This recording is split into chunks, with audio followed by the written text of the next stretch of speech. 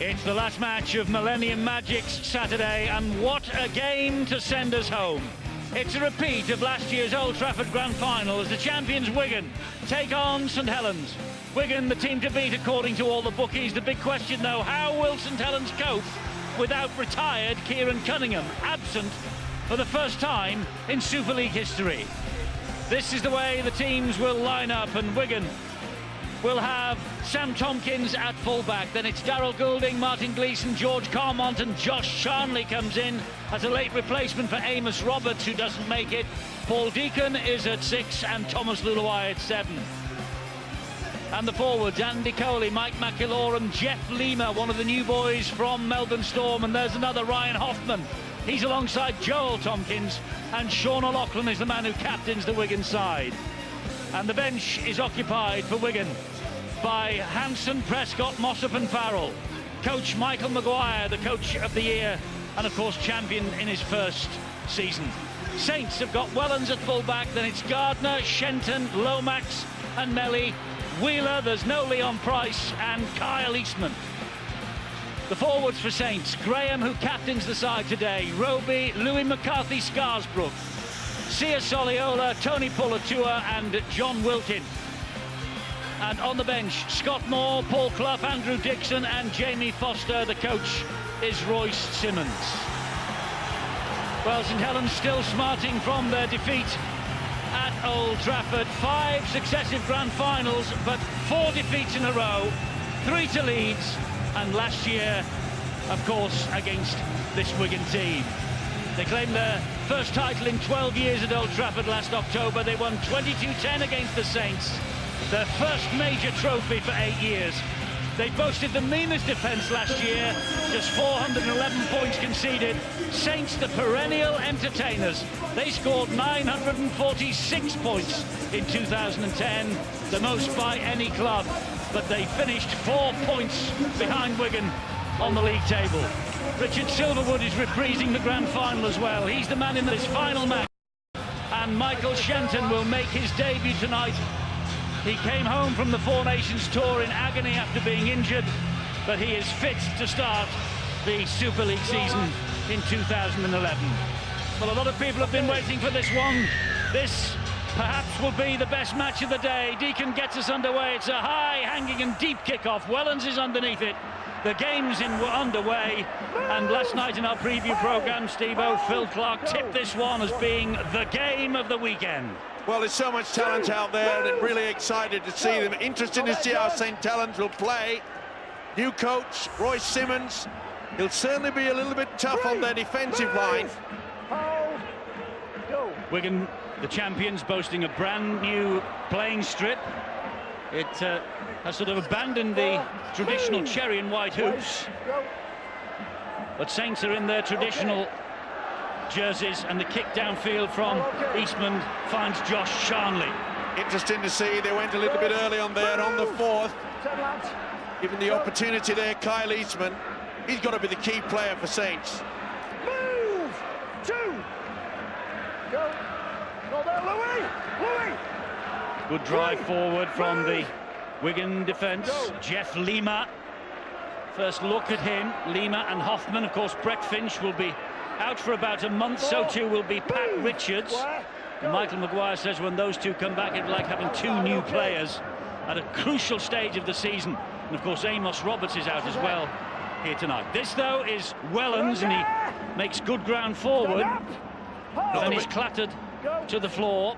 Not the best kick there by Thomas Luluai.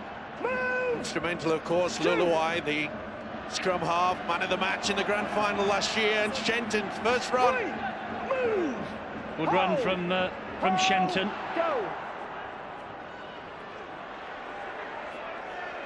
This is James Graham, a brilliant offload as he almost went to ground. Scott Moore, who has started the game, but Tony Pulatua was announced on the team sheet, but it's Scott Moore who plays from the start. Here is Eastman now, and this is the pass inside to Gary Wheeler. Marcus Squire! Go! Now Eastman will high kick, and that will hang in the air. This could cause Wigan some trouble. It does cause Tompkins some trouble at 6 to go. But it He's got the penalty, have St Helens. He's got the ball. He's around his legs. It was a massive high kick from Eastman. Surely Scott Moore interfered with Sam Tompkins there. You can see that the skipper, Sean O'Loughlin, has knocked the ball away. You take the ball, says the referee, and it's a great chance here for St Helens. A good leg drive. It was Sia Soliola who got St Helens to within half a metre of the line. There's Roby. He fires the pass to Eastman. Great little run from Eastman. Again, he is just held short. It had to be good defence. It was from Joel Tompkins. This is Roby, ball inside under the sticks. Great defence again from Wigan. The meanest defence of 2010. Looks as though it's on song again here tonight. Untidily, it comes back to Moore. He dabs the kick to the in-goal area. Sam Tompkins tidies up. Did he ground that ball? Doesn't matter. He's bundled over the dead ball line anyway. Great pressure from Saints. Unbelievable little chip through. Applied the pressure on there. They had the numbers. Getting them very, very quickly indeed. Saints are up for this one. We've seen a high-quality start to this match. A problem for Wigan already is Paul Deacon's carrying an injury. Eddie Gardner ran the ball back with such intensity and ferocity that Deacon came out the other end of that with some injury, and he's received treatment now for the last 2 or 3 minutes. Still on the field for them. And Shenton with the head bandaged already. Trust, by the way, that you're all enjoying this Millennium Magic weekend in glorious 3D. It's in HD, of course, as well, high definition, but in 3D for the first time. And the next rugby league for you in 3D in March, when we go to see Wigan against Warrington. Go. Marker's not square. This is Roby. It's a great run from Roby. He's wrestled to the ground by Carmont. Go. Now Soliola again, driving the ball in. Oh, it's come free. Gone backwards, and that's play on. The referee does say play on. It's Shenton. And Shenton is halted 10 metres away from the line. Roby again at dummy half. Here is Graham. And Graham to drive it in towards the sticks. The joint St Helens captain. He and Welly the team this year. Roby bullets the pass to Eastman. He finds Wilkin, who actually slipped because he sent the Wigan defence the wrong way. Moore to Shenton. Shenton's got Gardner outside him. Shenton couldn't hang on. He threw the dummy, got the arms free, and then just lost possession at the vital moment. We see Saints blow this opportunity. Steve-O out on the Saints left edge, Wigan's right-hand defence. They have them on toast. If Kyle Eastman can find one more pass, Wigan could be in trouble out that side. Shenton still very much in the wars. There's one of the 3D cameras that is beaming the pictures in glorious 3D around the country tonight. Trust you're enjoying that. And as I say, it will be Wigan Warrington, the next 3D offering from the Engage Super League in 2011. Bit of a shaky start by Wigan, being caught out at the play the ball area. They've done very well, though, Mike, to survive without conceding points. When St Helens get close to opponent's try line, they are excellent at putting points on the board. Wigan's scramble and organisation in defence, particularly to hold out the likes of Graham and McCarthy Scarsbrook close around the middle of the field. Very impressive, and the reasons why they were the champions last season. Pre-Super League, Wigan were the team, the most successful team in the competition since the Super League era. St Helens have ruled the roost in this particular battle, and in each of the last 6 years they have finished inside the top 2 at the end of the campaign. A fantastic record for the Saints. This now is Gardner. Much better kick by Wigan there. Coach Michael Maguire will be happy with that. Anytime you can turn around Paul Wellens, it's not the fastest, we know that. It's an elusive runner, though, is the fullback Wellens. Wait. Go. 22 wins, just 5 defeats last year in the 27 weekly rounds for Wigan, who are defending these runs forward for St Helens now. That one by Graham, this one from Roby, finds the runner who was Louis McCarthy Scarsbrook, but markers not standing square is the ruling, I think, from Richard Silverwood. And that is a problem for Wigan at the moment. There you can see, you're going to get the behind the man to do that. Jeff Lima caught out. Yes, he was standing alongside Sean O'Loughlin, wasn't he? First, move, Jeff! This is Roby now. As St Helens try to turn the screw, turn all this pressure into points early here in the last match of Saturday's Millennium Magic. Graham. McIlaurin stands up to him. Tompkins is in there. So too Jeff Lehman. He's trying to get the arms free as Graham. He gets his team underneath the Wigan post once again. Roby waits at dummy half. Roby then bullets the pass to Wellens. Wellens goes short. Wilkin off the deck. Oh, to knock on, is it, by Lomax? It looks it. Had to stretch back, but it did Lomax there. Golden opportunity just thrown away. You've got to give credit to this Wigan defence. They're getting back in numbers, even though they're a little bit shaky, as I say, in that play the ball area. Johnny Lomax, a 3-year deal signed last October. He was in the centres against Wigan at Old Trafford. His first appearance in that position, incredibly, in 2010 for Johnny Lomax. He's starting the season in the centres here tonight against the same opposition. This is Martin Gleeson, who got 2 tries and was one of the heroes of the grand final win. The game has certainly got the intensity that perhaps one or two of the others so far today and in this Millennium Magic weekend has lacked. They're right on the front foot, these two sides, from the very first whistle. And you notice quite clearly that St Helens, they are very quick out of the blocks. That's another good kick, turning him around. What's the chase like? It's good. Paul Wellens. 8 grand finals for Paul Wellens in the last 12 years, an unbelievable record. Gardner. Good harassing again by this Wigan defence. Ryan Hoffman leading the way there. Hoffman, 6 years in the NRL. One of the best back row forwards in the competition over there. Now he's here in Super League with the Wigan Warriors. Graham will take it forward again for St Helens. The captain of England in the Four Nations. Getting through a lot of work as well. And Tompkins, interestingly, wearing number 1 on his back this year, so there's no doubt where Michael Maguire will be playing him week in, week out. Full back. This is Carmont. Well, it was a smart move, wasn't it, by Maguire last year, and it certainly didn't. Look at Graham there. It indicates to me that maybe Graham will only be on for the first 20. What a great pass! Great hands. This is Carmont, and finds O'Loughlin. O'Loughlin, as he falls, gets it away to Hoffman. Hoffman keeps it going. Tompkins has joined in the fun. Shenton harasses him and brings him down. Sensational Wigan attack. Can they get the points? Charnley inside. Is it the first try? Richard Silverwood thinks it is, and the try is given. Ryan Hoffman, I think, has got his Super League tally up and running. The Australian international, the New South Welshman, Ryan Hoffman. World Club Challenge winner against Leeds last year, will be going for the World Club Challenge, of course, with Wigan in a fortnight against St George Illawarra. And Ryan Hoffman at the end of a scintillating Wigan attack. Tremendous play. And the good build-up back on the inside. O'Loughlin got it away right at the very last moment.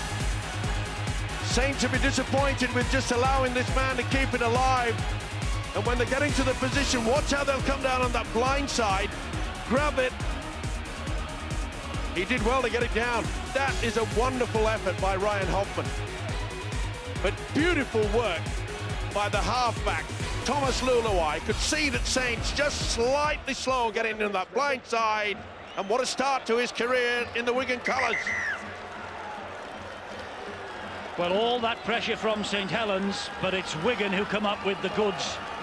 They get the first try.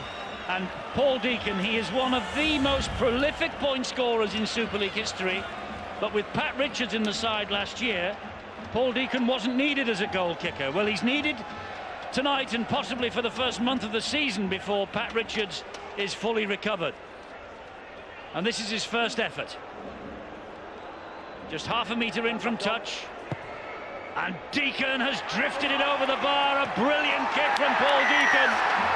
And Wigan are ahead here by 6 points to 0. Well, Eddie, Sean O'Loughlin's had involvements in that try that were nothing short of world class. He backed up George Carmont, got a wonderful pass out of the tackle, and then took him himself up off the ground, come around on the short side, make the extra man, and set up that try for Ryan Hoffman. Wonderful play by Sean O'Loughlin.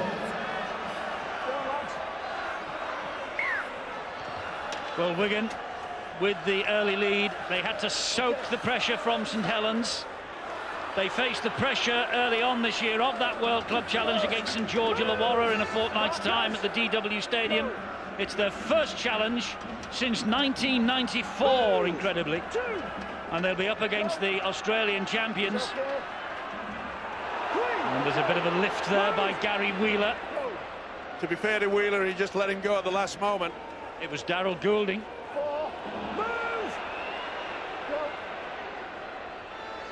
Wigan coming forward again with McIlorum.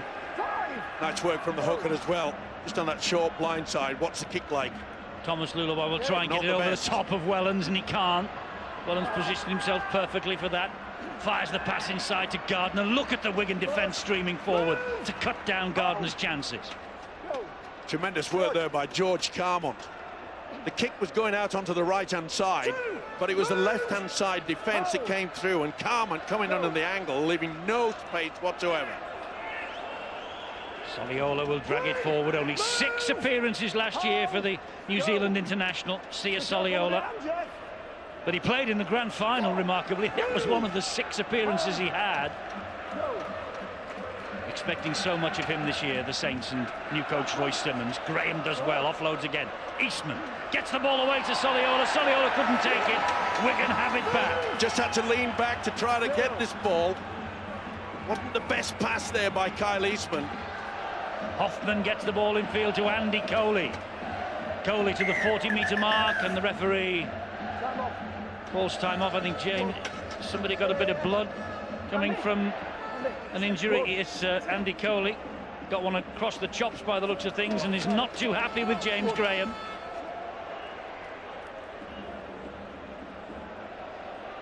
I'm not so sure that Graham had any involvement there at all, but as you can see, the claret might is have been running. a clash of heads, I think, because Graham wiped some blood off his head, didn't he? He did, Eddie, without putting the mock on these players. I think they've handling very, very well and have been very, very in the tackle, in getting off the minute they hear that call from the referee. Move!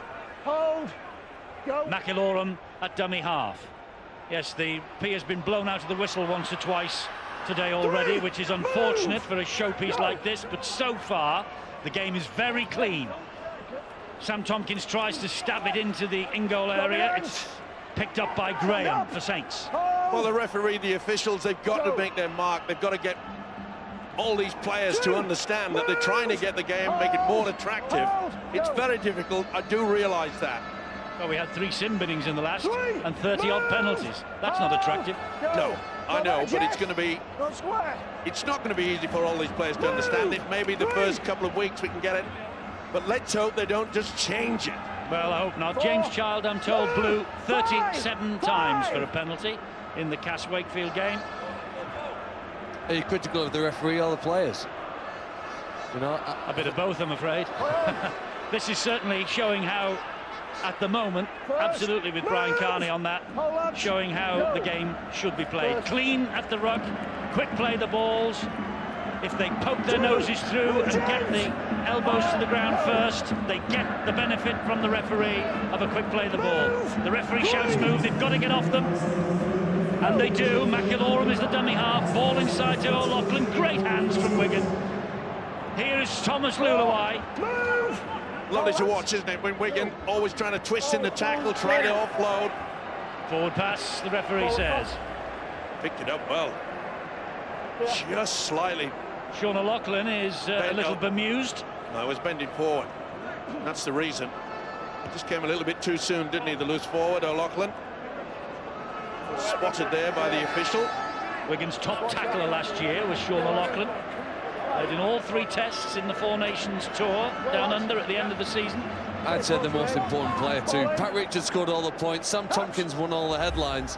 But Sean O'Loughlin, when you look at the contribution he made in attack and defence, was by far the most important member of the squad.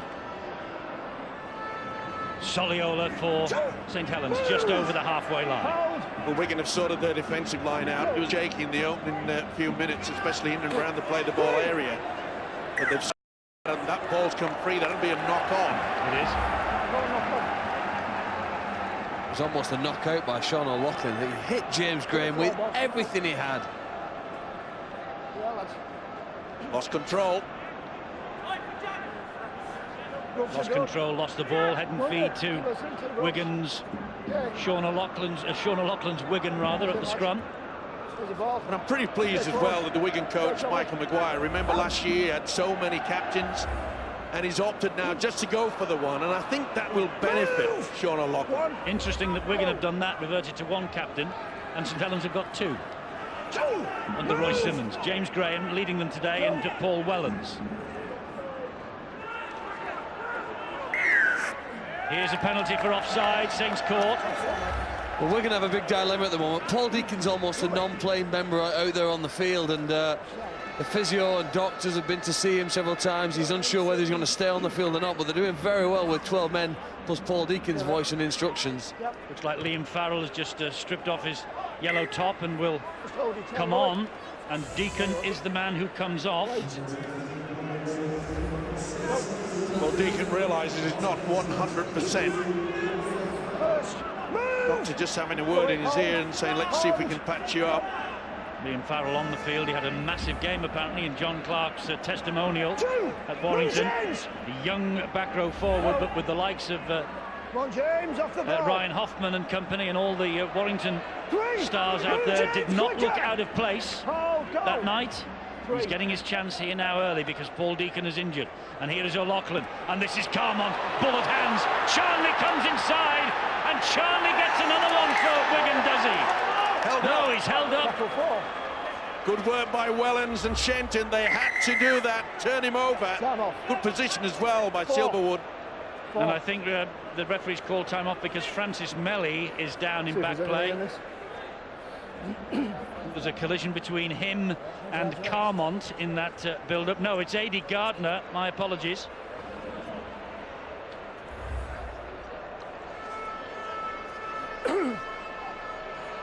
Boom, a real collision. Just couldn't get his head out of the way. Well, Richwood, in making the decision for no try here and held up, he really did take the chance. Get the head out the way. He didn't refer that to the video referee, and to be fair, he didn't have to, because Richard Silverwood was in a fantastic position to make the decision on his own. Paul Wellens was in a fantastic position as well to stop that try. Great defensive full-back play. Tackle 4. Well, the tackle count will continue from this play the ball, and the referee's just said it's tackle number 4. So 2 more in this set of 6 for Wigan to try and get over the line. McIlorum's the dummy half. He finds Luluwai. Luluwai just pops it up for the runner, who is Paul Clough. Paul Prescott, I beg your pardon. Paul Prescott, 14 for Wigan. There's McIlorum. Here is Luluwai. He'll hoist it wide. Looking for Darryl Goulding out there. Oh, it's well claimed. But then Melly loses it backwards. Wheeler comes to the rescue. Can Wheeler get out of trouble? No, he can't. Well, Melly did well to take it in the first instant, and then he just lost control of it. Wheeler tried his damnedest. You can see Melly gets to it, and then it just ricochets away. Or was it pulled by Sam Tompkins? Pull the ball forward. It's deemed that it's a knock-on. Smashing positioning by Richard Silverwood earlier on, though, for the decision on the no try. And Francis Melly, who had some of the most recognisable locks in Super League last year, has had a visit to the barber in 2011, and he isn't the only Super League star and personality who has been visiting his local barbers. Well, certainly not Steve-O. Great run, Wellens in support. This is Soliola, here is Shenton. Tremendous hands. St Helens at their best, keeping that ball alive. Gardner. Penalty. Not standing square, I think, again. Quick thinking there by the winger, Gardner. He realised that Wigan were in all sorts of trouble in defence. Went on that short blind side, and you could see that Carmont never made any attempt. But this is brilliant, absolutely brilliant. The offload there from Pulatua. got them rolling. Both of these sides are prepared to show the skill that they've been working on for the last 3 months. A chance then here for St Helens with Eastman. Ball is flicked up, and that's Pulatua. The big man is off the bench and on. Played under Roy Simmons at Penrith. He gave him his debut in 1997. Back it comes to Wheeler. Wheeler then finds Wellens. Wellens to Lomax. Lomax went without it. Oh, the referee wipes the tackle count down. It was knocked down by a Wigan hand. Francis Melly again. Gets the offload away. Finds Gary Wheeler once more. So another set of 6 here for St Helens to try and prise open this mean Wigan defence. And it's Scott Moore. Tackled by Coley. Roby is there. Roby then with the pass to Eastman. Eastman then to Wellens. He misses out a couple, finds Gardner. And Charnley coming in. And in the end, Gardner is brought to ground by a combination of Charnley and Carmont. Shenton pops it up. Here's Wellens again. Wellens gets away from Charnley, gets the ball to Roby. Roby straightens it up for St Helens. Can this Wigan defence crack? Can St Helens find the key to open it up? Not with it handling like that. Just coughed it up. Paul Clough. Golden opportunity. Clough just couldn't hang on, could he? The new coach, Roy Simmons, was shaking his head and thinking, wait it, but this was the 6 to go again. Well, down in my mind, you can see there that Darryl Goulding had got the right arm across. He's on the ball, isn't he? Silverwood today. Wigan lost just one of their last 6 games last year. It was that epic 26-27 playoff clash against the Leeds Rhinos. Saints, they got to the grand final with just 1 defeated 9, but again, they found Old Trafford to be something of a bogey ground. They'd love to get back there this year under Roy Simmons, put the record straight. Long way to go, though. October the 8th, isn't it, Steve-O? You've already got the red ring round the date on your calendar. Word, but who's going to be there? That's the big question. Obviously, losing the ball like that, Wigan are red-hot favourites. Yeah, but Warrington were red-hot favourites to join them, and they looked anything but second favourites earlier today. Early days. And with injuries, who knows what will happen. Huddersfield look very impressive. Harlequins off to a flying start, and Castleford doing okay against Wakefield.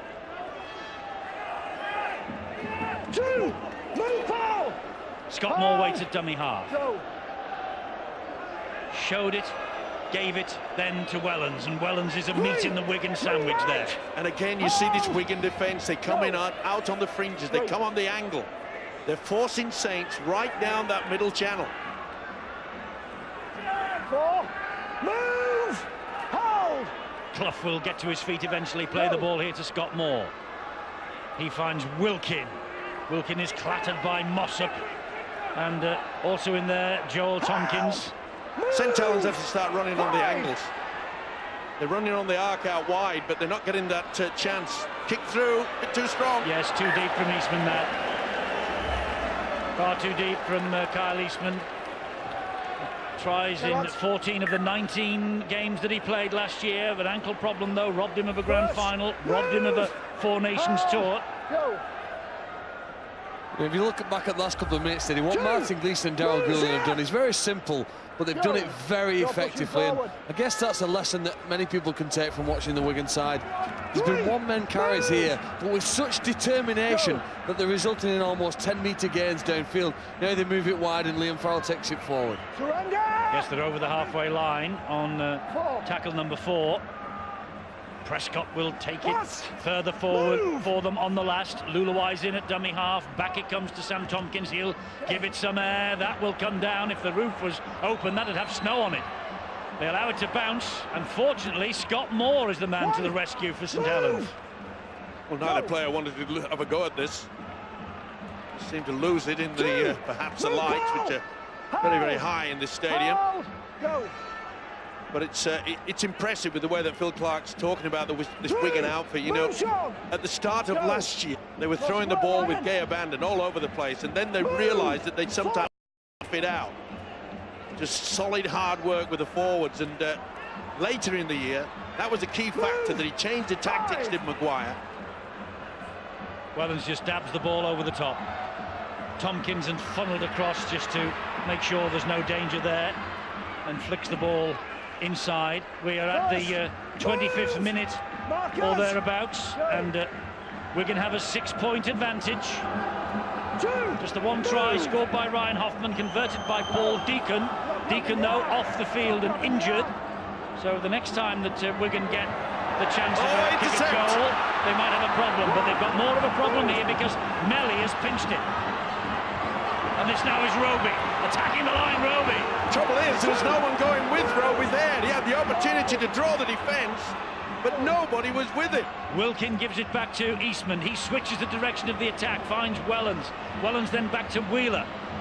Wheeler, he tried to get the ball out wide, but Wigan had come up and made that pass almost impossible, so he went up the middle, and that's where they're coming again here now, are the Saints.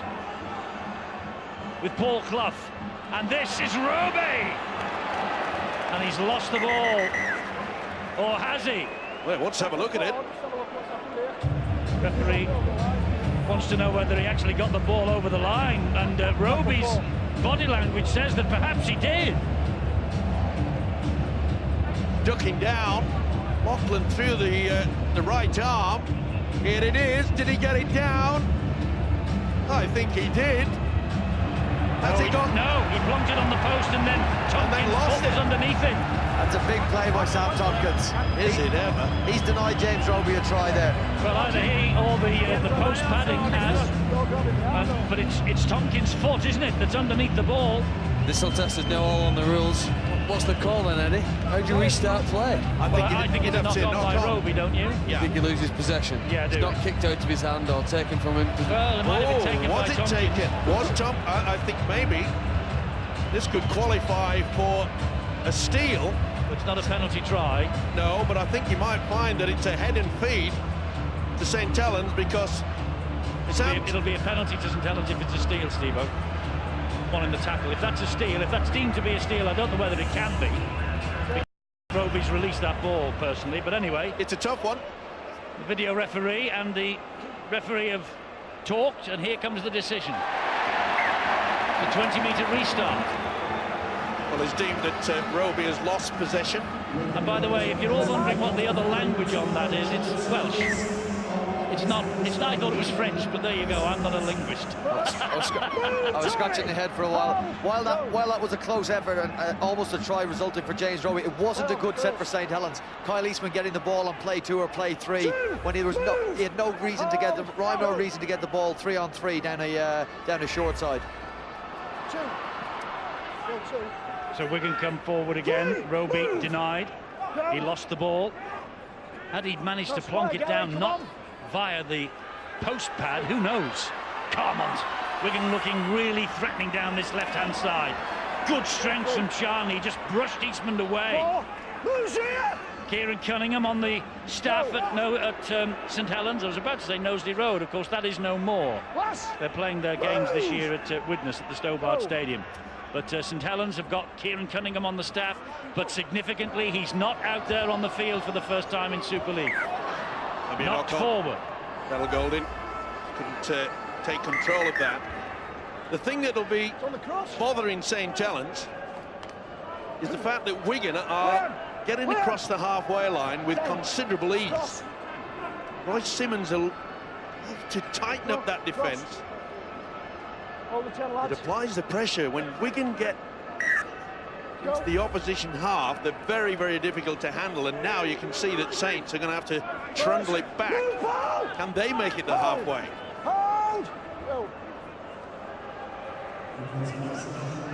St Helens trying to work this ball upfield again, trailing 6-0 from the moment when Ryan Hoffman went over for his first try in Wigan's colours. Roby denied because he lost the ball on the line with a bit of help from the padding and Sam Tompkins. It's Scott Moore. 40-20 attempt by Scott Moore. It's a very wide pitch, this, and a full 100 metres long. Tompkins just hits the deck, and it's called as a dominant tackle as Pulatuyan grounded him into the turf here. Move! Hold! Go! Eddie, the more I look at these tackles, I think it's the way that's being refereed as much as the effort the players are putting in. We've seen some tackles in that last set that would have been blown in previous games, so full marks to the referee with how he's doing today. Here's Tompkins now, he's joined the line, he just loses the footing again. And again the dominant tackle is called as Andrew Dixon closed in on him. And again, Wigan in a very good position to apply the kick. Up it goes off the boot of Tompkins. He was hit late by Andrew Dixon. Oh, they didn't defuse it. And here's a chance. And it is a try, I think, for Harrison Hansen. It is a try for Harrison Hansen. He's not going to take a look upstairs.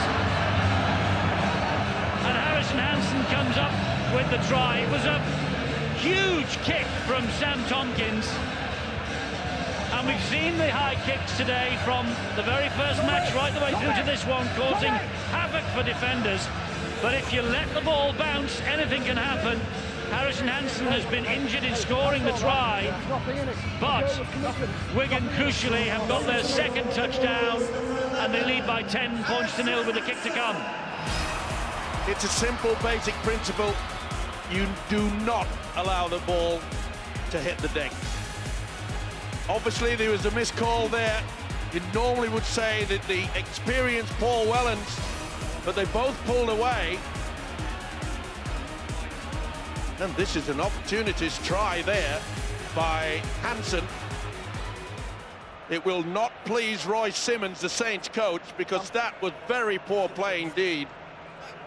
Paul Wellens, Francis Melly, they didn't converse. They both pulled away at it, allowed it to bounce, and Hansen says, "I'll take it, thank you very much." I think Melly said that was his, and Wellens left it to him, and then they both left it to each other. Well, Sam Tompkins now is probably the fourth choice Wigan goal kicker, because there's no Richards or Roberts. Deacon's off injured, but Tompkins, with his first attempt, gets the ball over the top of the crossbar, and with a point advantage. And that just emphasises the point that I was making, Eddie, in regards to Wigan. They can come from deep within their own half, get into the opposition, and they can apply the pressure with a kick. That's the third high kick that we've seen from Sam Tompkins. It created all sorts of trouble. You're exactly right, Steve-O. Wigan have seen something that they like now. They think there's a weakness at the back three of St Helens, and they're whacking balls up in the air. Francis Melly, the next ball that comes to him, he's got to make a statement. Make a statement that his head's not gone, and he can go and take that ball. I think the brilliance of the kick was the fact that it came between two players. There was no certainty on whose responsibility that was. The fact that it was in that land, that no man's land between where the winger and fullback would stand, that was the hesitancy really that began the problem for St Helens. Wigan with a 12-point advantage, and I think you saw exactly what it means to the Wigan public to be 12-0 up against the Saints. Royce Simmons will have come to St Helens just as Michael Maguire came last year, and he will have been told by his supporters, get us to a grand final and beat St Helens. This is Gleeson. Good solid hard work by the forward, get him into a position, then swing it out wide. Here it comes again. Another high-hanging kick. Gardner's underneath it. Oh, he's missed it! What a and the ball has beaten Carmont. The bounce just beat them. It was a gift. There was 3 Wigan players there. He's creating havoc at Sam Tompkins, and that was a shocking attempt by A.D. Gardner. How fortunate was that? Well, I don't know whether there is something in the fact that we've got the roof closed or that the lights are getting in their eyes. I can't see it myself, but whatever it is, St Helens are having the devil's own job of diffusing these high kicks from Tompkins. The Saints have to take a leaf out of the Wigan's book, do exactly the same thing. If it is a problem with the lights, which they are very, very high. They can't get the quick play of the ball, though, which is that so much of their success has been based for the last few years.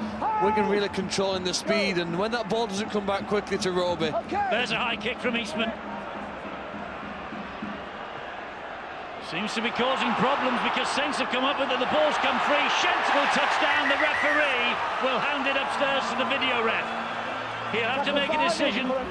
How did it get to Roby and the suspicion of a knock-on? But the kicks are causing chaos. Well, we said they take a leaf out of the book. They're all on side apart from one player which will not be involved. So that's okay. Tompkins was very late to launch himself. Oh, it's off the arm, off the St Helens arm. I think it's Wheeler that gets a touch to it. You'll see quite clear. Well, it's off the shoulder. And then Sam Tompkins gets it with the fingers. Now, I think that if it's coming off Wheeler's shoulder, that should be a-okay. I'm not the video referee. Well, Ian Smith is the video referee, the recently retired Ian Smith. He's out of the middle, but in the video referee's box. It's a tough one. We're going to try and determine that's a shoulder or an arm, isn't it, really? I think it's hit the shoulder, but maybe when they go further on from this play, I'm not so sure that was perfect when it goes to the next player, which I think they've ruled that to play on. Let it go, yep. Now, this is where it could be a problem. It comes out, and does it go forward or backwards? But they can't rule on a forward pass. Well, to me, he's shoveled that back. I'm with you, Steve-O. I think he's done that. I think he's offloaded that. Well, Dixon's done very, very well indeed to just flick that ball backwards at the very last moment. Does he do it on purpose? Yes, he does. Ooh, it's a tough call, this. Well, I thought we couldn't look at whether it's a forward pass. You can't look for forward passes, no. But so it's got to be a try. Well, yes. It's either a try or he's ruled that was a knock-on. Yeah. Let's see what Ian Smith has made of it. Tries denied, it's the turnover. Knock on. Hand over. The referee, the video referee Ian Smith has deemed that was a knock-on. I disagree. Last tackle, I think he's flicked it out. No, he has to get rid of the ball. He can't get tackled with it. It was a tough one, and I must say that he has decided that Andrew Dixon had lost control, knock on. I don't know whether it was that one or the other one. Well, he went and looked at the second one, yeah, so you'd assume the first one's okay, and I think St Helens have been hard done by. Actually, he did say, didn't he, that the first one was okay? Well, I said that. I think he's made a mistake, in my opinion. When you're talking about these kicks, Eddie, you got to give credit to the chase on that kick. That made it very, very difficult. And Wheeler leaving in the air made it very, very difficult for Sam Tompkins to try and collect that ball. Steve-O's saying the lights are too high. Maybe he wants them at ground level. Hold. Then they'd be too low. Go.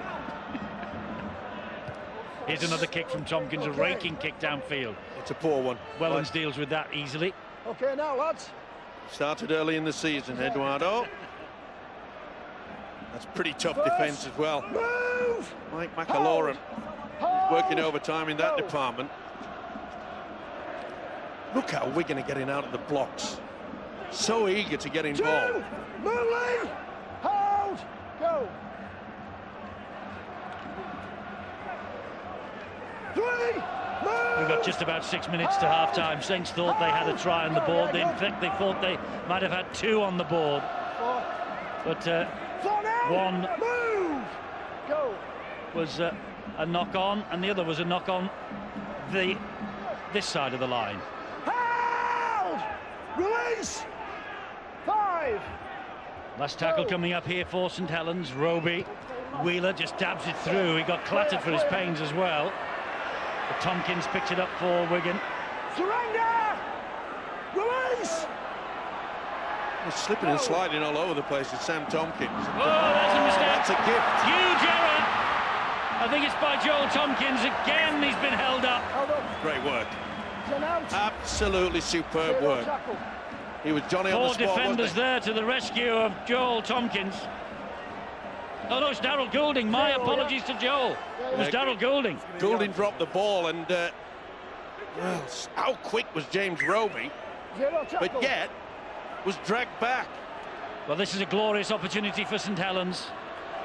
That's Dixon, brought into the side at the 11th hour, when Flannery was adjudged to be not fit enough part.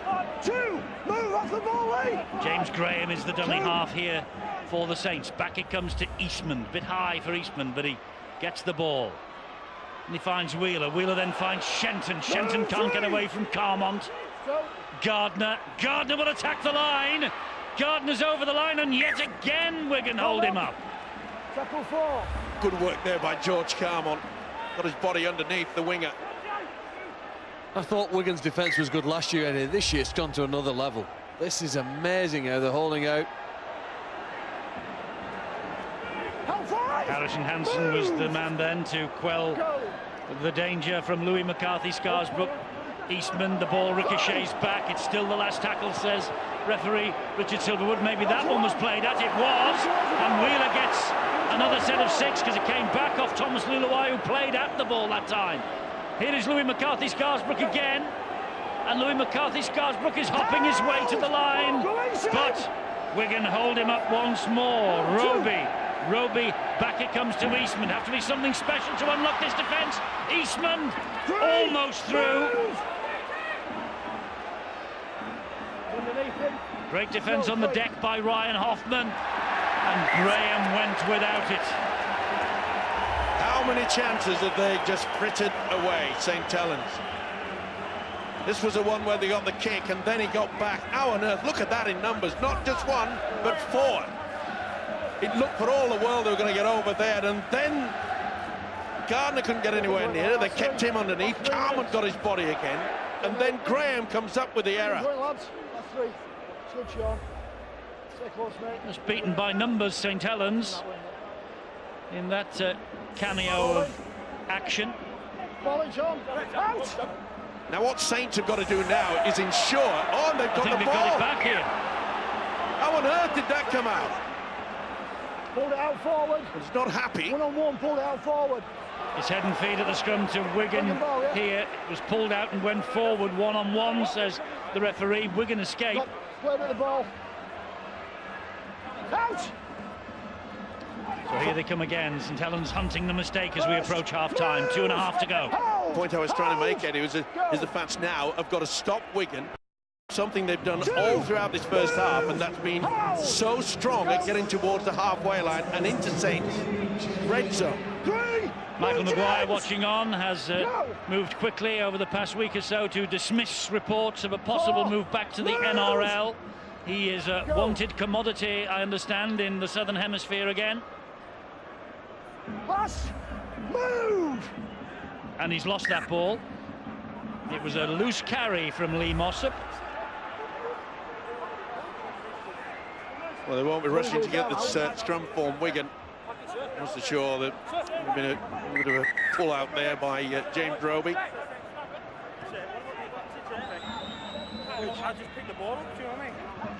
Skipper James Graham just having a little chat with the official. Likes to talk to the officials, does James Graham.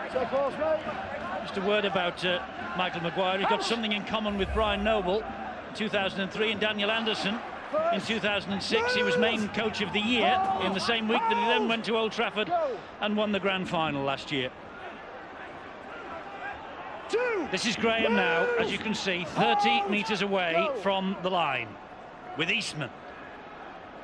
Back it comes to Wheeler. Good movement behind the ball from St Helens. Here is Shenton. Shenton with the head bandaged because of a cut head early in the piece.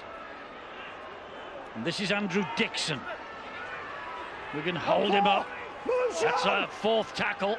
We enter the last minute of this first half. Roby, it looks as though that was forward.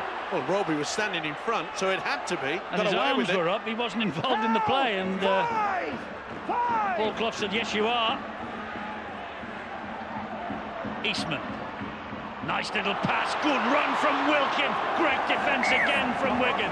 It had to be as well, and I think it's, that was on the last. Or he deemed it on the last. It's a turnover. Great run from Wilkin and a wonderful inside ball from Eastman. That's the first time that we've seen St Helens with the football with someone running on the angle. 2, move, hold, go. Seconds of this first half remaining then. Well, Wigan have looked virtually impregnable, haven't they? Almost 40 minutes gone. And whatever St Helens have tried, whether it be to go wide or go down the middle, it just appears no way through. That was a penalty, Eddie. That's the half-time siren. St Helens could not penetrate this Wigan defence. They have worked overtime at the back. Ryan Hoffman's try set them on their way after 11 minutes. Then the Harrison Hansen try gave them the 12-point lead because first Deacon and then Tompkins added the goals. 12 points to 0 at half-time. The game has certainly just stepped up a level in the past 40 minutes.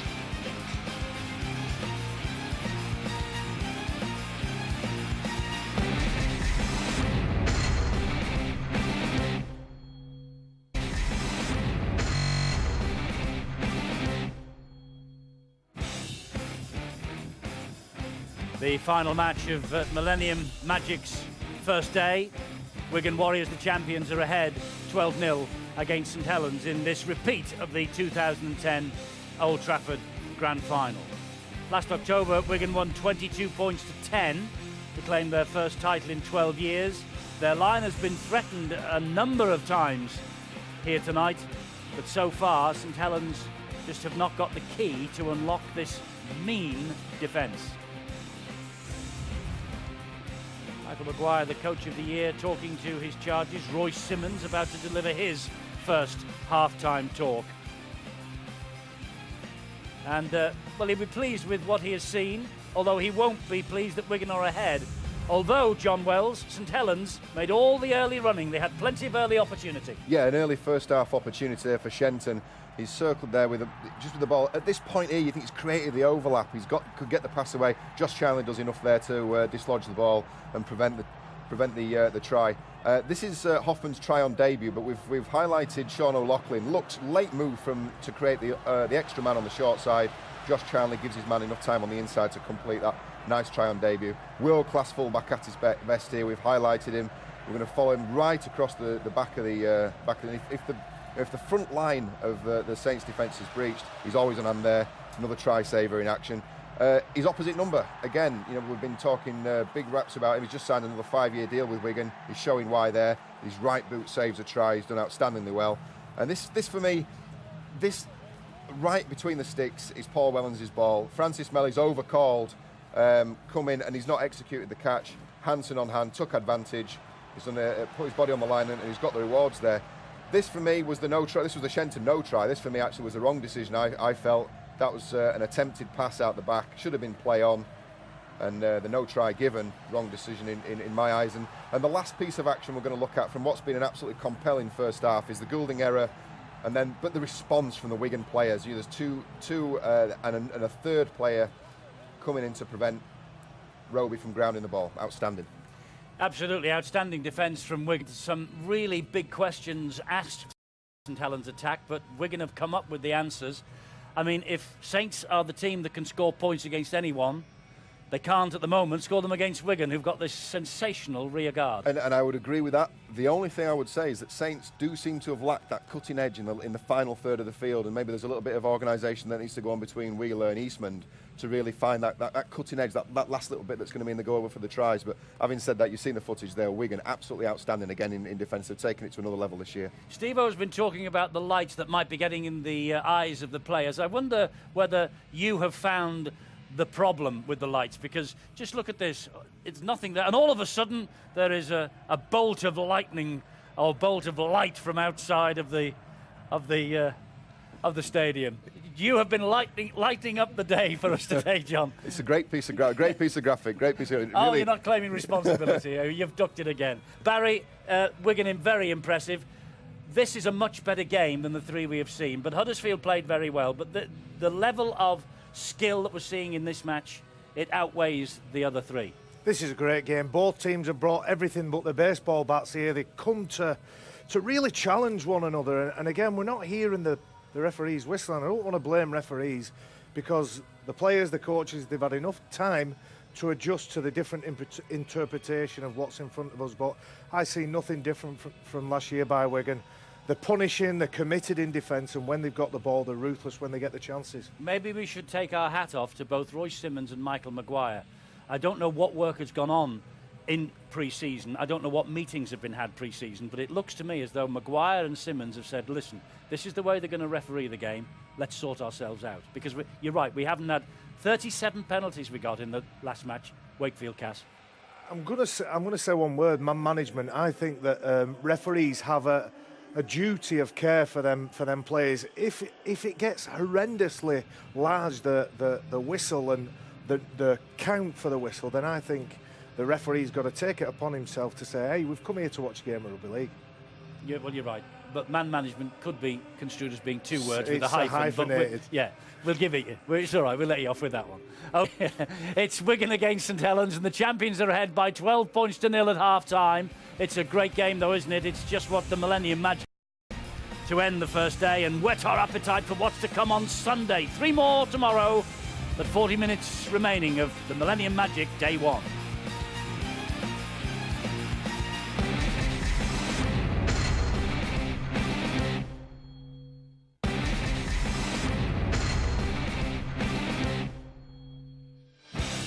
Minutes to go of Millennium Magic's Day 1, a marathon that began at 1 o'clock. I hope you've been with us from first minute to last. I hope you've enjoyed it in high definition. I hope you've enjoyed it in stunning 3D. Wigan 12, Saints 0 at half-time. And still to come tomorrow on Sunday. These are the 3 matches. Salford against the Crusaders kick us off. Bradford against Leeds. They lock horns again. And the big city derby wraps it all up. They kick off at 4 o'clock. We're here with you from 11:30 in the morning. HD2 and Sky 3D again.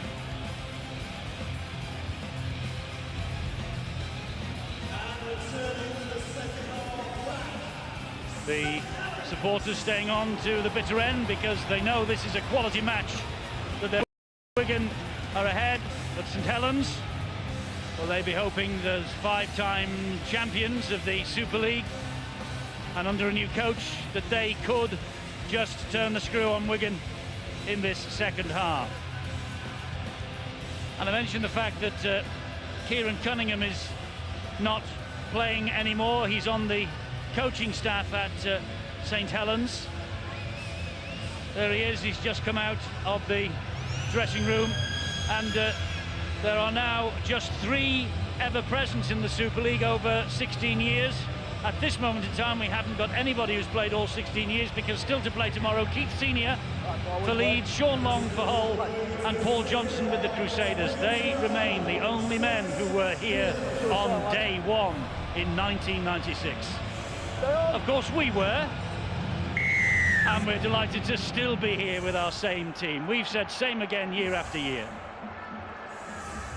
Wigan in possession, start of this second half. Can St Helens get back into this match?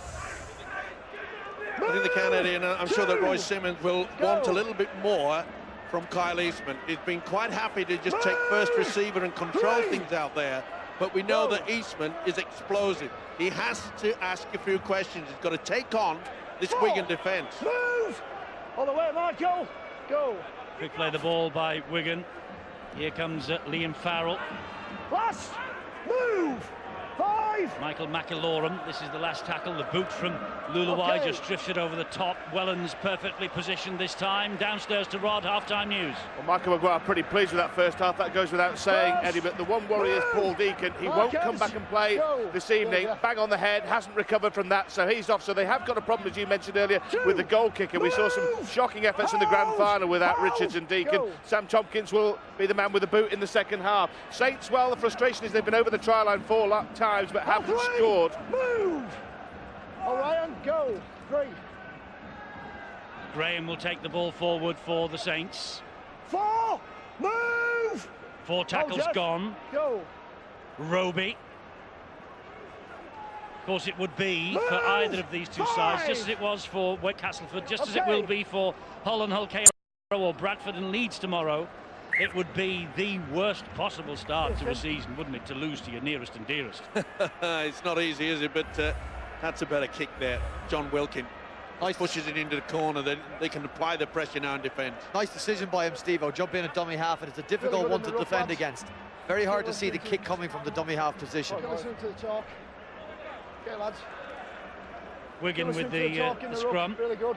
Feed here, 10 metres away from their own line. Stay close, Gary. Okay, ball in. Wigan coping so far without Pat Richards, the man of steel, the 2010 leading try and point scorer, out for 4 weeks as he recovers from the Achilles tendon injury he suffered at the grand final. Talking about Michael Maguire winning the grand final the week after he was, or in the same week that he was named as Coach of the Year, joining the likes of Brian Noble and Daniel Anderson in that department. Pat Richards was named Man of Steel the same night, the Monday, and then suffered that awful injury at Old Trafford on the Saturday night. Here is Luluai. Pops the ball up here to Harrison Hansen. Be careful with that, James. You're talking about the pressure on the referees as well with their interpretation of this this rule that they're brought in.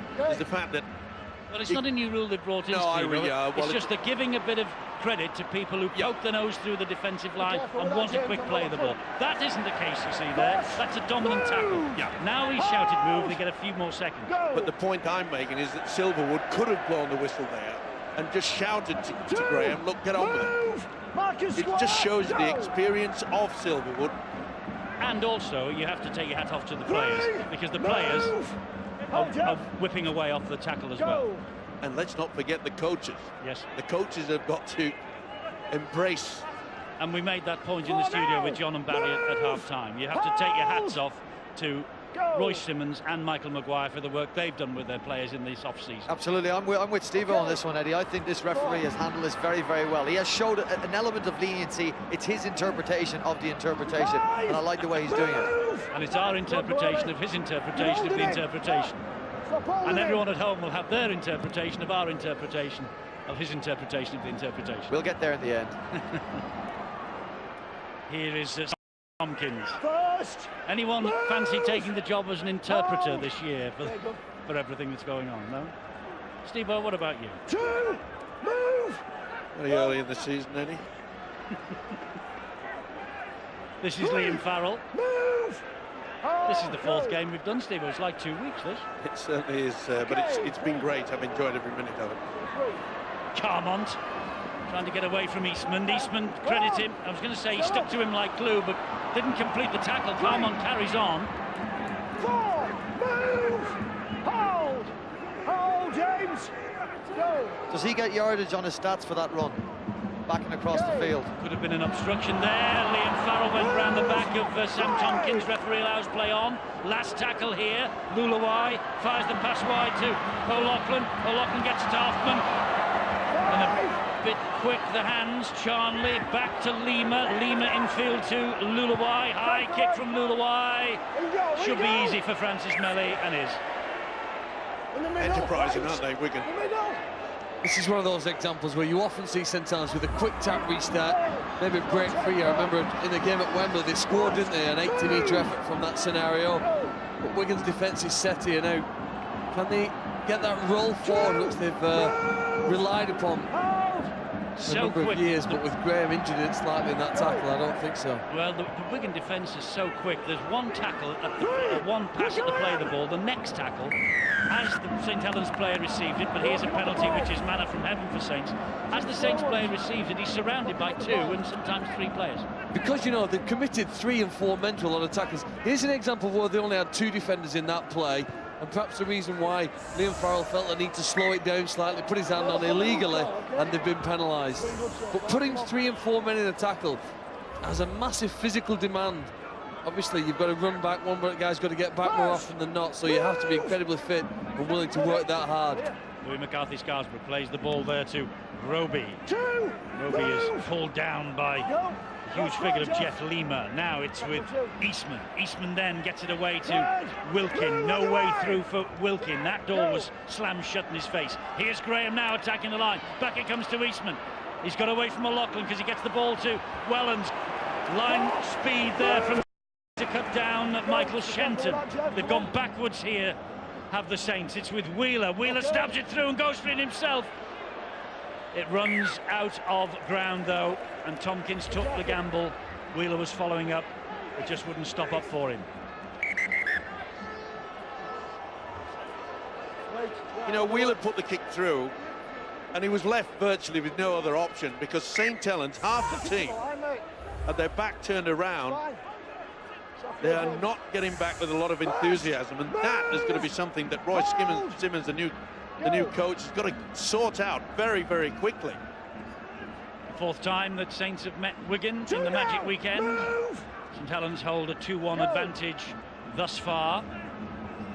And we mentioned Roy Simmons back in rugby league in the UK for the first time in 20 years almost, after that stay in this country with Hull. And I love this line. He is the Kenny Dalglish of rugby league, making a big comeback in 2011. Luluwa. Tompkins, Sam it is, drifting it behind Melly. Melly on his own line with a lot of work to do. Gives it to Wellens instead. And Wellens being dragged over the in-goal, the try line into the in-goal area. They congratulate themselves to the Wigan players for this wonderful bit of defence. And so they should. It was a perfect kick through, wasn't it? Tompkins realised that they've got good chase. Look at this, Thomas Luluwai. That is a wonderful, wonderful effort. Where does that ball go into the in-goal area? The ball did not go into the in-goal area. The ball stayed in the field of play. Wigan will run this ball back. He would have wished that Francis Melly had stayed in the field of play. He was always under pressure when the pass was made back to him. The ball's in his right arm, although his body and left arm are in the in-goal area, but maybe an error of judgment by the referee. Can Wigan make them pay here now with a goal line dropout? Makilorum to Luluwai. Finds the runner on his right-hand shoulder. Martin Gleeson. Makilorum. Luluwai. O'Loughlin. Farrell. Carmont making hay down that left side again. And Carmont with the third Wigan try of the night. George Carmont, the Samoan international. 14 tries in 2008. 17 in 2009, 10 tries last year, Wigan's 2008 Player of the Year, and his tally up and running in 2011. Quick hands, came on the angle, beautiful stuff. Farrell fed him at the right time, and George Carmont, beautiful angle. See how the dummy runners had come through just to confuse the defence, and he knew that he had to throw the dummy, and he did. Well, the big debate up here on the gantry, at least with two of us, is whether Wigan should have been given this opportunity, because I think Brian Carney, and I think he's getting moral support from Phil Clark, I don't think that they believe that Wigan should have got the goal line dropout. No, Brian certainly doesn't. No, I certainly don't. I don't think that ball went into the in-goal area. The rule, as far as I'm aware, is the ball must be in the in-goal area. Well, it's Tompkins who is going to have this conversion attempt. We'll look at it maybe after we see what happens here. Was Wellens tackled in goal or wasn't he? Tompkins misses with that conversion attempt. The question, Carmont Eddie, gets the try. The wording, was the ball in the in-goal area? Not was Paul Wellens. Now, we don't deny that some of his body, the left arm clearly, was in the in-goal area, but we think the ball was in the field of play. You have to admire what Wigan have done here defensively, Eddie. But the ball there is on this side of the try line. If he was attacking, you would not award a try there, because he isn't on or past the try line. Yeah, and the ball wasn't grounded. It was in Paul Wellens' right arm. So well done, Hawkeye, and Hawkeye too. First move, go. Have you got the glasses on for 3D over there? Are you seeing this? No, it's a significant You're play. getting a better view than Richard Silverwood. You know what I'm surprised at? I'm surprised that there wasn't more of a reaction from Paul Wellens. Very disciplined not to complain and challenge that anymore. Not that it would have changed. No, exactly, and it was a very, very goal from Richard Silverwood, as it turns out. If any of it was on the line, of course, at any stage, he got it right. And maybe he saw something that we didn't at this distance, even with our fantastic camera work in HD or 3. Another high kick from Tompkins. That's a bit deep. Wellens is underneath this. Just gets it. Gives it to Gardner. Melly. They get there in numbers, though. Wigan outfit, they are so well drilled. They share the workload. 16-0, they lead.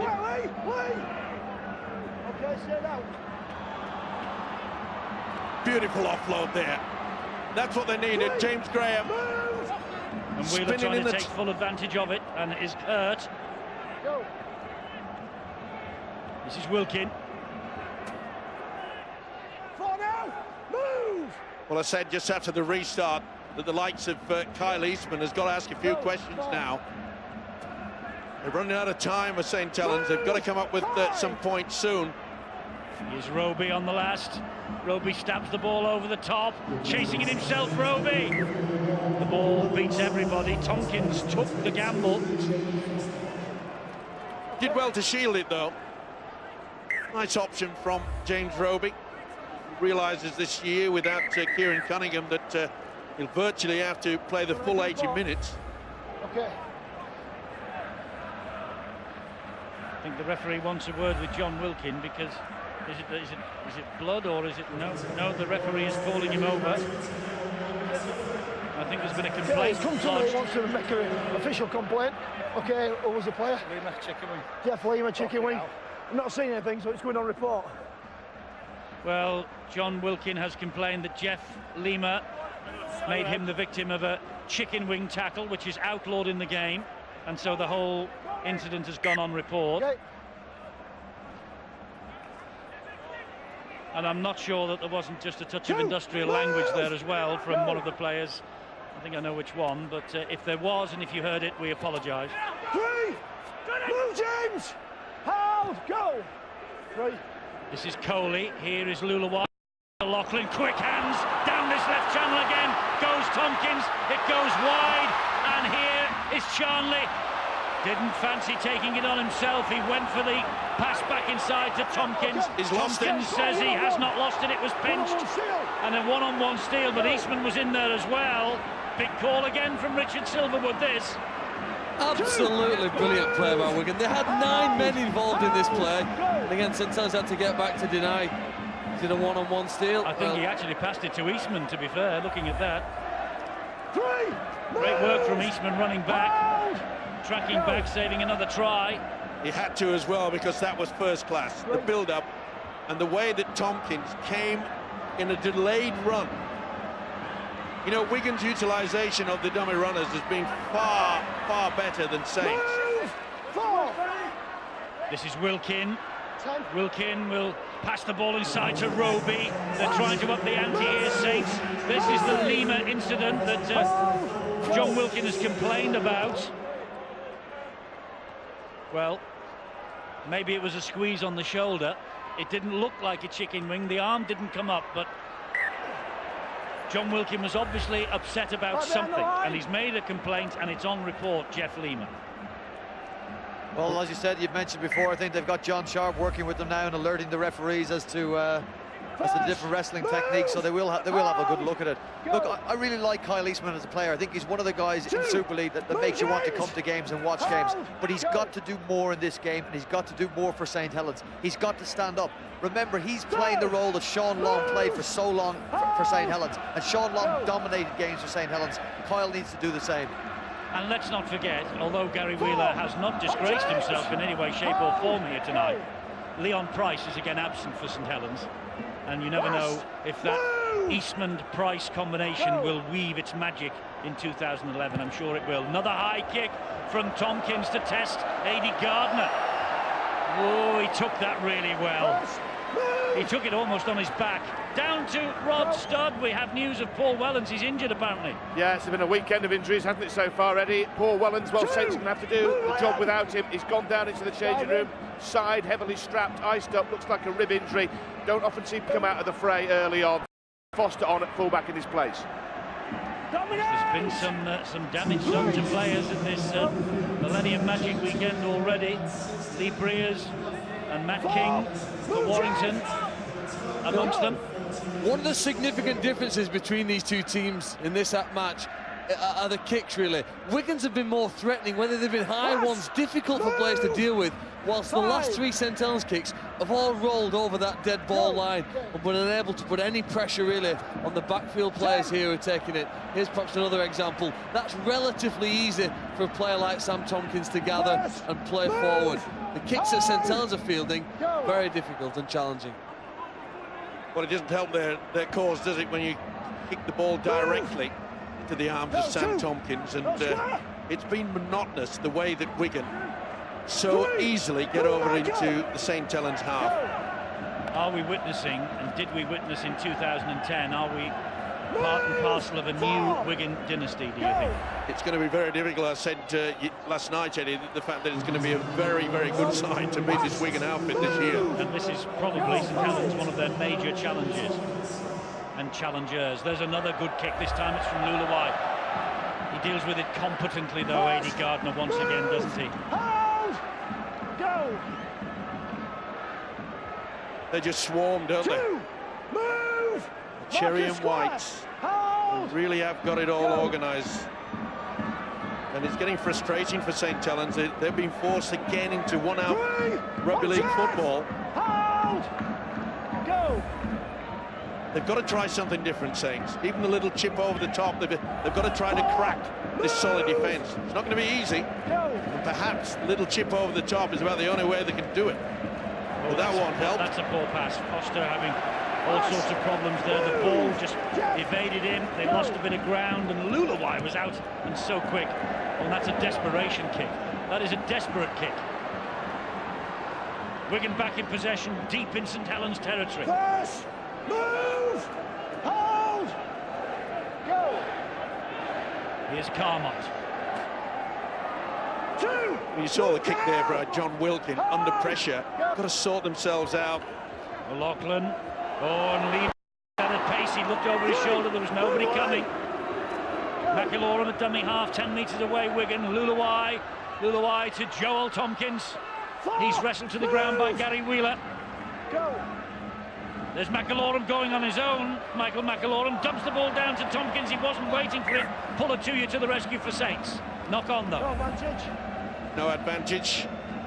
So they'll put the scrum down now for St Helens. But Brian, I'm confused about the way that St Helens are still playing just that one-out football. Okay, we know the defence is very, very strong from Wigan, but it doesn't look to me as though there's a St Helens player out there that can change this game. Well, I'm with you, and you made reference to John Wilkin kicking the ball on the last tackle, and a rush kick at that. Nobody preparing, nobody thinking earlier on in the set of six, I need to get a kick away, I need to prepare for the kick. Maybe we're underestimating the loss of Leon Price. He is a wonderful organiser, and he's an experienced head. And he's just what Kyle Eastman needs alongside him, doesn't he? Agreed. And they've lost another ball player in Chris Flannery as well. That's a significant loss. Penalty here to St Helens. Second effort on the ball. Hands in at the ball, play the ball, trying to slow the St Helens play the ball down was Jeff Lima. I think he just threw a little sweet one as well in the build-up to that. Didn't miss either. 20 minutes remaining. Wigan 16-0 up. They have the game at the moment in their pocket. Can St Helens just pick that pocket? Opening weekend of Super League 16. Wins earlier for Huddersfield against Warrington. For Harlequins. And also impressively for Castleford against Wakefield in a match that produced 37 penalties. There's going to be 7, I think Phil made the point earlier, there's going to be 7 teams with a victory alongside their name this weekend, and 7, unless there's a draw tomorrow, and 7 teams with a loss. Can St Helens mount one of their traditional fight backs here? 16 down, Roby probing and trying to get them in, does to Pullatua. Stands, gives it to Foster, he gives it to Wilkin. Wilkin changes the direction, fires the pass to Eastman. Eastman then long and looping into the arms of Shenton. Shenton out the back door. Gardner went without it. Ball finds touch. And that, I'm afraid, has been symptomatic of Saints' day. Frustrating, to say the least. But the swarm in defence by Wigan. Look how they covered across. Even if Gardner would have taken that, it would have been very, very difficult to get through. Is it Saints head and feet? Yes, touched by a Wigan hand. Well, it looked like a sloppy pass, but it wasn't from all accounts. A Wigan hand snaked out and knocked it over the whitewash. They can score tries, St Helens. They're a very dangerous side. James Roby, James Graham, Kyle Eastman, Tony Pullatua. Wigan will do very well to keep them scoreless in this game. Big hit by Gleeson. They go back, and Foster picks up the pieces, but 40 metres away from the Wigan line. Melly to Lomax. Lomax gets it wide. Louis McCarthy, Scarsbrook. Move! Go! Melly from dummy half for Saints. Whoops. Scott Moore turned his back then. It's a good job Roby didn't. Roby attacking the line. Tompkins, great ball. Great ball to Wilkin. Try for St Helens. Outstanding.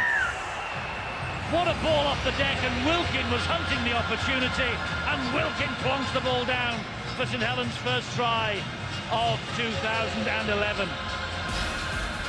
Well, they wanted something different, and it came from James Roby. He's had a big game.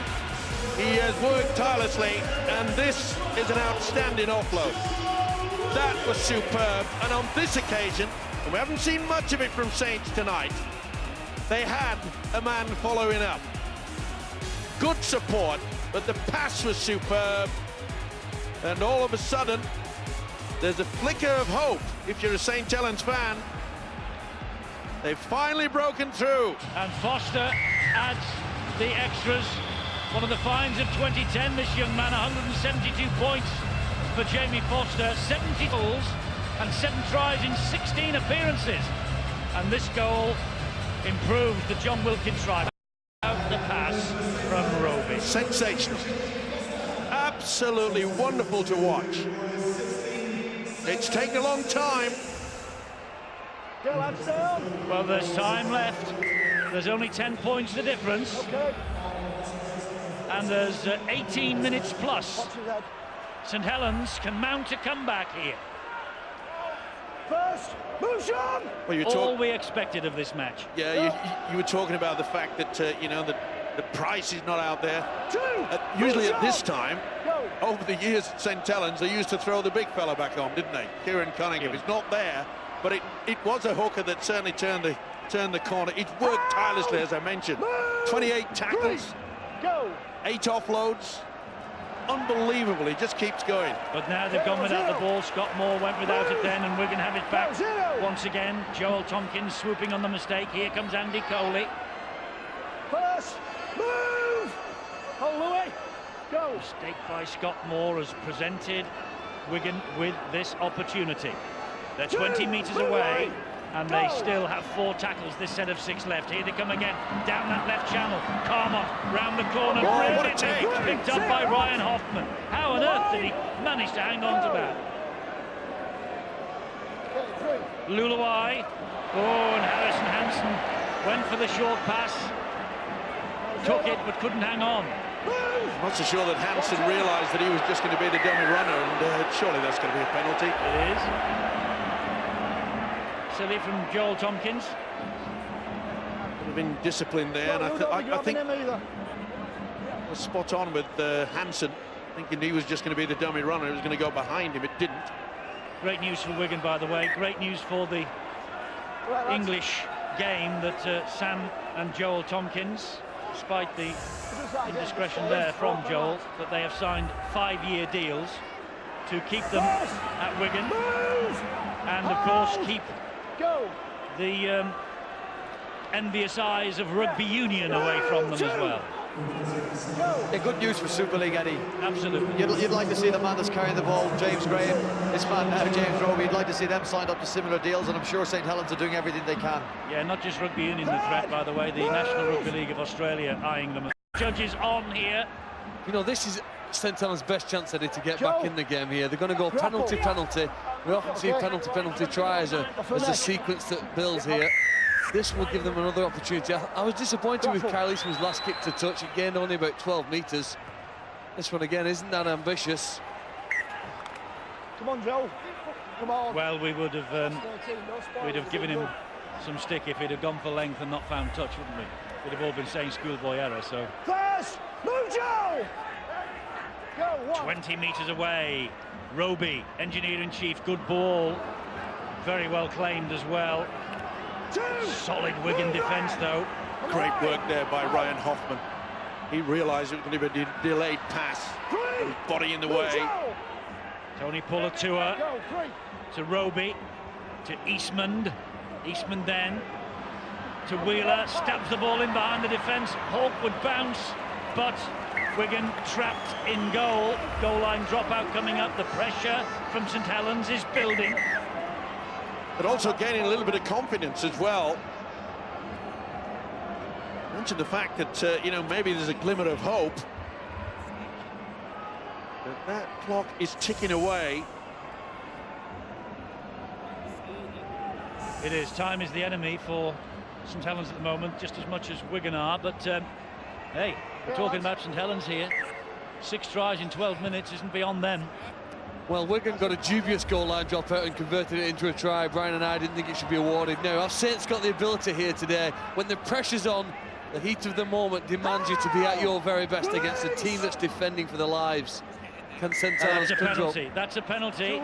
The referee shouted release, and they didn't release, and Paul Prescott was last man off, and he gets pinged. A little bit of indiscipline coming into this Wigan camp. Rightly so, Eddie, is the fact that Saints they can get back-to-back tries within the space of a few minutes. 8-1 the penalty count, did I just see, in St Helens' favour.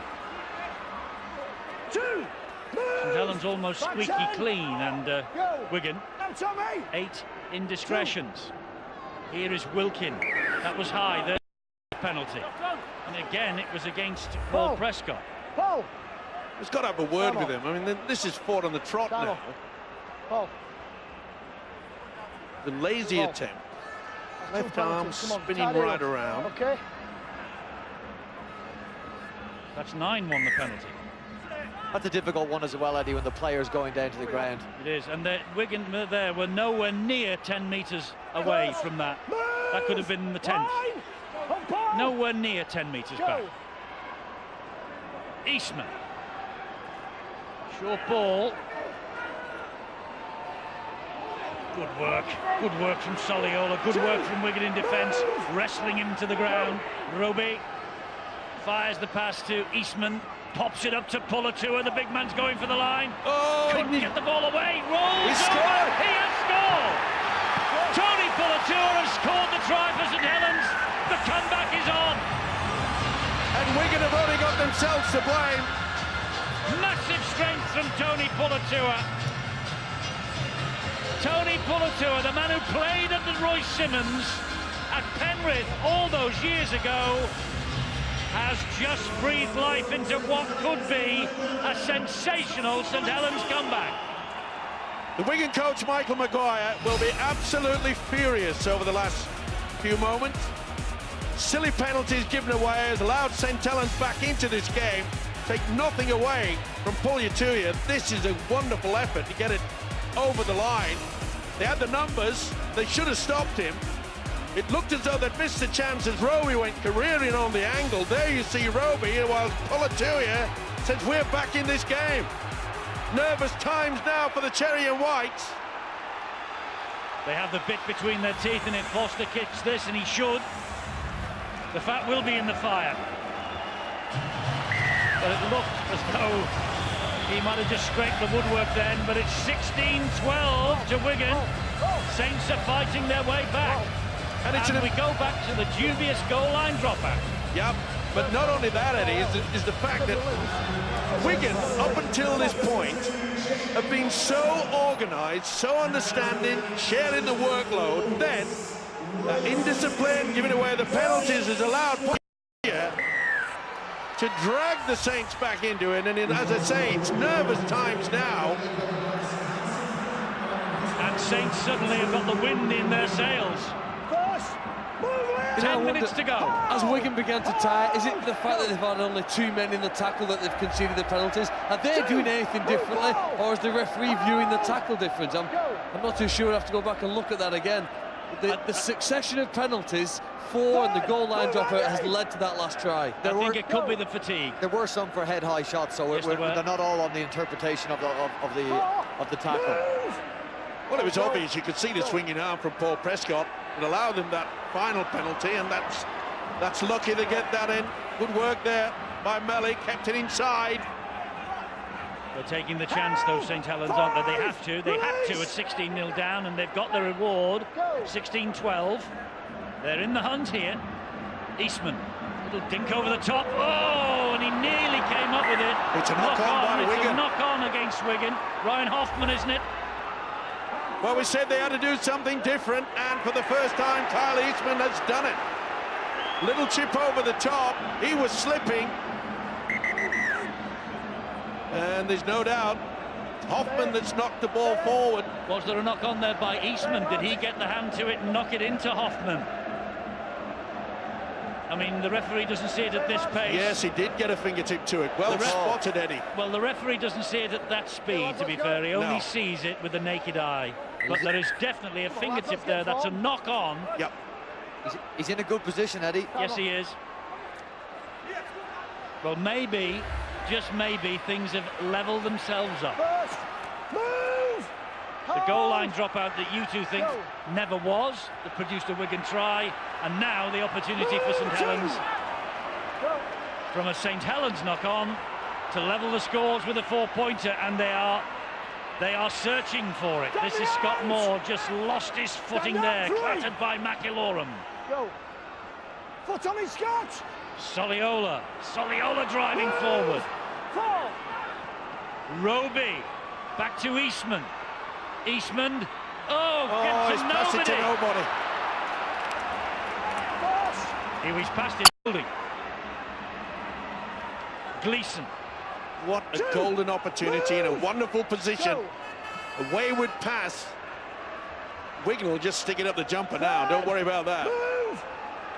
Good hit by Scott Moore then on Joel Tompkins. He's lost it, but it was a high tackle that caused the loss.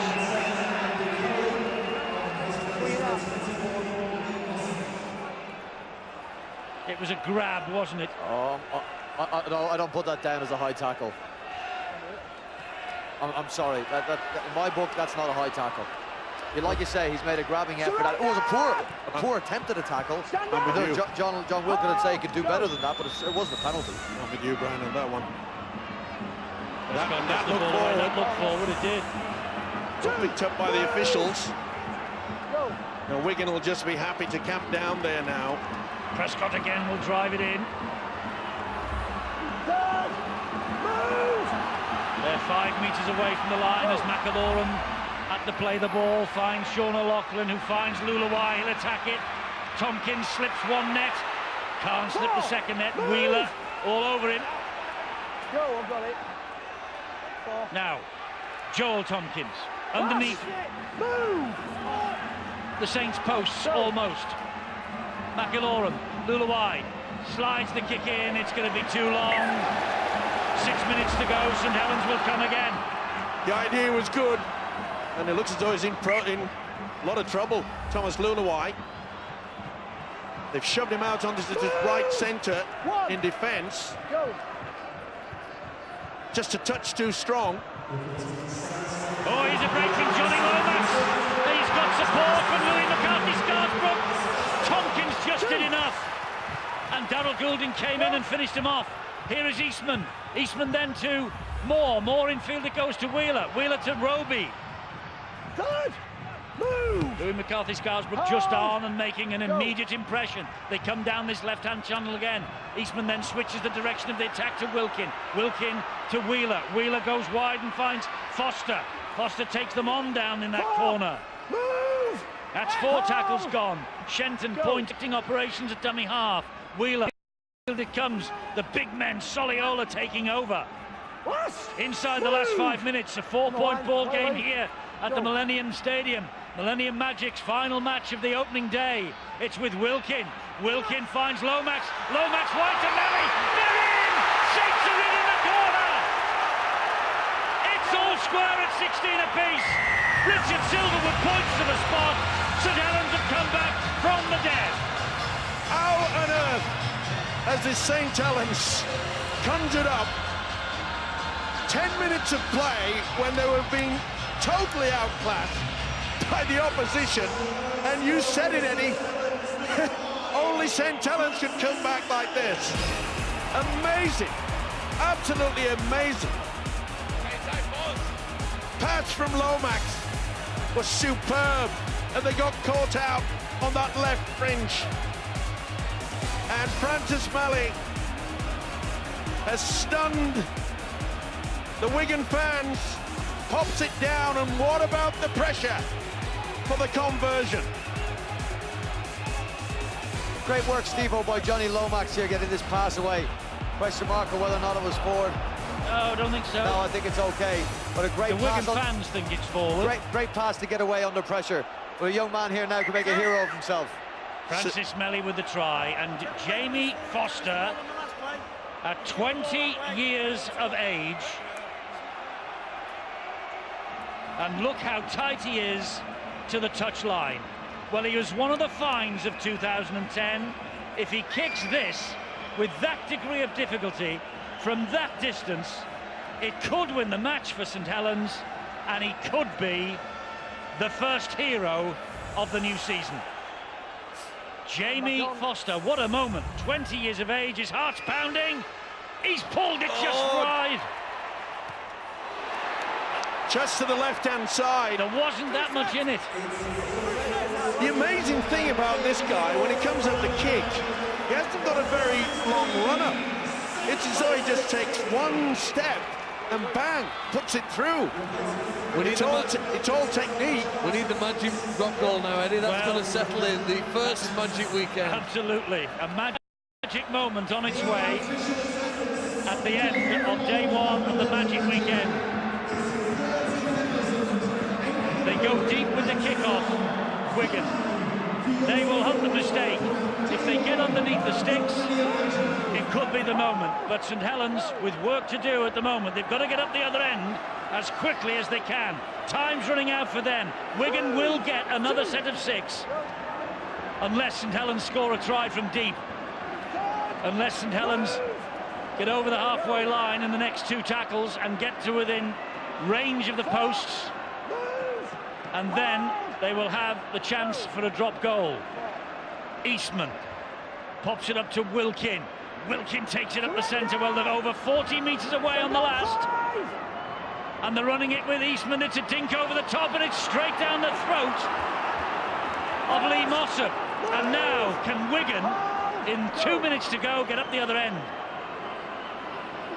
Well, was he just loitering with intent there, Mossop? Did he read the play well, or was he just exhausted and hanging back? Either way, he diffused a little chip over the top from Kyle Eastman. Well, I said not long ago that 7 teams would have a win against their name, 7 would have a loss unless we got a draw, and I did not think this would be a draw when I said that. I think Wigan was 16 up at that stage. Last tackle here, chance for Tompkins for glory. Tompkins with the kick. He's missed it. It was a wonderful effort. About 40 metres out. And he gets good contact, and look at it just swinging away there to the left. Nothing in it, was there? Absolutely nothing in it. Now then, 1 minute and 7 seconds. There is no golden point in Super League. None. 1 minute.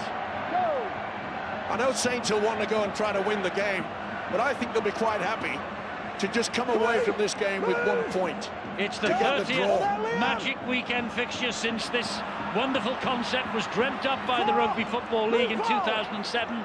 We have never a draw. Eastman pumps it into the air. It's the last hurrah. It's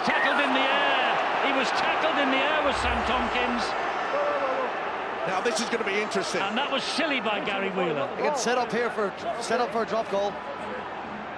Well, they'll have to pump it very long. Well, they're nearly at the halfway line now. Will they go early? Will they only go 2 drives? Oh, they've gone for the big kick. The big pump in the air. Oh, it's been lost by Melly. It's been claimed by Wilkin. Oh, now it's back to Wigan. It's a penalty to St Helens. A penalty to St Helens. Well, this is where we need the longer kick here to touch now, Eddie. You said before, if you're taking a chance, Eastman's got to go for 30, 40 metres on this. He's got to come down to between 30 and 20 metre line, hasn't he? And Set the target. You can even take a place kick if he wants, Foster. There's plenty of time here. He's gone for a bit of length. He's found the length. It's one long pass, surely, and then go for the one. We're in overtime. We're in overtime overtime at the Millennium Magic. This is it for Eastman. Has he got the chance here? Eastman has missed. Fantastic. Absolutely fantastic game. A comeback from St Helens that was St Helens-esque. And Wigan looking as though the game was in their pocket. Great stuff. A draw, the first ever at the Magic weekend. 2 great rivals, and the champions drop their first point of the season, and St Helens pick up their first point of the season. I think that's the way we have to look at it. A point lost by Wigan, they were 16-0 up. A point won by the Saints. As I mentioned, Eddie, the mere fact that Saints have come back in that last 10 minutes, it was an exciting finish to a game, but they were totally outplayed for about 65, 70 minutes by a very well regimented Wigan side who just lost the plot late in the game, gave away silly penalties, and all of a sudden got them back into the game. Here's the tail of the tape, 16 apiece. Wigan coasting at 16-0 at one stage. Saints with one of their traditional comebacks. It went right wire. John Wells picked the bones out of that. Once again, Eddie, the first threat came from St Helens early in that second half. Josh Charnley on the wing sorted this problem out. Barry calls them muscly linesmen, muscly touch judges. He's got himself involved there, 2-on-1. He's had a real decision to make. Look at his reaction, really shut down that play. Made a great start for the Wigan team. And then came Carmont's try. Look, you watch the front line run here from Mossop. Graham sinks right in. What he should be doing at this point is getting on the bike and relieving the pressure on his outside edgemen. He's not. He's put them under undue pressure. You've got Shenton and Eastman going in. Eastman does get out and does try to help, but not in time to stop Carmont from scoring the try. Eastman, we've just mentioned, there in defence. This time he did get the chance to make a difference, and this is a genuine try save. As we watch him track back here, gets himself in the right place at the right time. That's why he's a world-class player. At this point, Saints just not clicking. They're missing Price. There's no Flannery. There's no Wellens on the pitch at this point in the game. And things weren't looking. They weren't looking accomplished. They weren't looking focused. And I know it's the first game of the season, but plays like that smacked a little bit of desperation. And then, out of nothing, came the Wilkin try. This was an offload from Melly. Roby's circled there, and we'll track Wilkin as the support runner. He's the eventual try scorer. Watch this offload, absolutely fantastic. That's first class as well. Great support play. And then Puller to you. There's only two players, I think. David Solomon would maybe be the other one who could score this try in Super League. Saints fans will be very, very happy. He's one of them. Absolutely outstanding. Got them right back into the game. And then came Melly's try. Now there's big question marks on this pass. For me, that's forward. That's about a yard forward. Silverwood didn't see it. The try was awarded. And what a compelling game of rugby we just had. A fantastic game to bring the curtain down on the first day of the Magic weekend. Phil, did Steve-O and I read it right? Do you think, is it a point loss for Wigan? Is it a point won for St Helens? Just trying to reflect on that, Eddie. I think both will believe in this game that they've got significant improvement, and if they played their opponents again, they would win. I just think we've seen the benchmark for the Super League competition. The fourth game we've had this weekend, and in my opinion, it was a higher standard than the three that played previous to it. And I just hope that the rest of the sides now can lift this level. There was some great skill, okay, some good defence, but the attack as well. mesmerising, and I can't wait to see these two play again. That will be something special. Not long to wait. Not long to wait. They'll play at least twice more in the regular season. And of course, Sky Sports will be there, I'm sure, every inch of the way. So, great game to round up the Magic Weekend's opening day. That's 4 down and 3 to go. And don't forget, coming up live, we have 3 more crackers for you from Cardiff. Sunday, we'll be here at 11:30 in the morning on HD2 and in Sky 3D as well. Stunning stuff. Hope you've enjoyed that. Salford Crusaders kick us off, Bradford Leeds, and the big city derby to round off the weekend. Fabulous stuff, magnificent stadium, wonderful entertainment. Well done to everybody. See you tomorrow.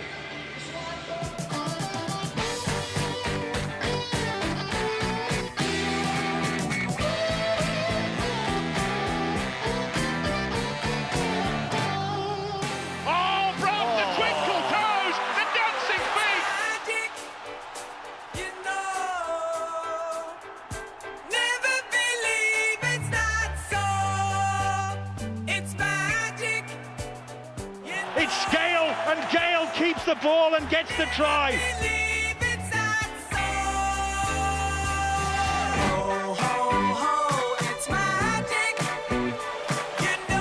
Raggy Chaser slapped it off. He'll go all the way, finish off under the post.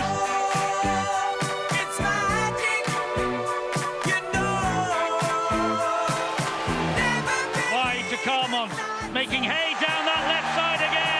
Wilkin finds Lomax. Lomax wide to Nelly. Nelly shakes her in the corner.